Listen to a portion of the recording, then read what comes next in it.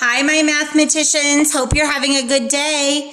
I'm really excited because today we're going to continue to work on our area, but we're also going to add in that distributive property that we worked really hard on during our multiplication unit. So if you remember, the distributive property is that break apart, where we broke one of our factors into smaller factors that helped us find our answer or our product.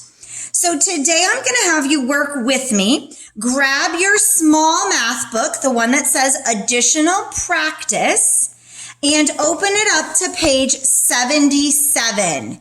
So additional practice, page 77. And let's work on some of this together. Grab that pencil. So let's remember that the distributive property is the break into smaller rectangles. So we've already learned that area is like multiplication, like an array. Here we have a rectangle that is 4 rows and 5 columns. I know we can do this pretty easily, but they want us to try to practice the breaking it apart. So what they said was, I know I can break 5 into 3 and 2. So now I have this area and this area.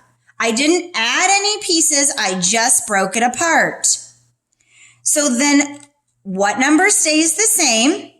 There would be our 4. So we would keep our 4 factor and then put our factors of 3 and 2 to show our break apart. 4 times 3 is 12 and 4 times 2 is 8. We add them up to get the area of 20. Now we would label this as square units because we don't know if this was inches or feet or centimeters. All right, let's practice a couple together. Here we see 3 times 5 as our original equation. So I'm going to write down right now, my original equation was 3 times 5. They did not change the 3. So my first factor is going to stay the same. The 5 is what they broke apart. They broke the 5 into 3 plus 2. So remember, the 3 is the same in both. So we plug in the first factor as 3. Then the first area is 3 times 3. And the second area would be 3 times 2. We find the answer to 3 times 3. 3 times 3 is 9. 3 times 2 is 6. And 9 plus 6 is 15. So my total area would be 15 square units. All right, let's go ahead and look at number 2. Let's count our rows. 1, 2, 3, 4. So I have 4 rows. 1, 2, 3, 4, 5, 6. I have 7 columns. So my original equation is 4 times 7.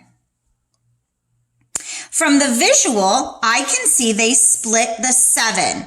So that means my 4 stays the same. So my first factor is going to be 4. They split 7 into 3 and 4. 3 plus 4. So then we plug that in. The first array would be 4 times 3. My second array would be 4 times 4. Find the products. 4 times 3 is 12. 4 times 4 is 16. And if we add our products together, we get a total of 28 square units. All right, let's try number 3. Count our rows. 3 rows. Count my columns. 1, 2, 3, 4, 5, 6 columns. So my original area is 3 times 6. They split my 6 into 2 and 4. So the 3 stays the same, but the 6 becomes 2 and 4. So my first factor, as we've said, stays a 3. My second factor becomes 2 and 4. Now we multiply. 3 times 2 is 6. 3 times 4 is 12. 6 plus 12 is 18. All right, let's do the last one. Count our rows. 1, 2, 3, 4, 5 rows. Columns. 1, 2, 3, 4, 5, 6 columns. So my original rectangle is 5 times 6.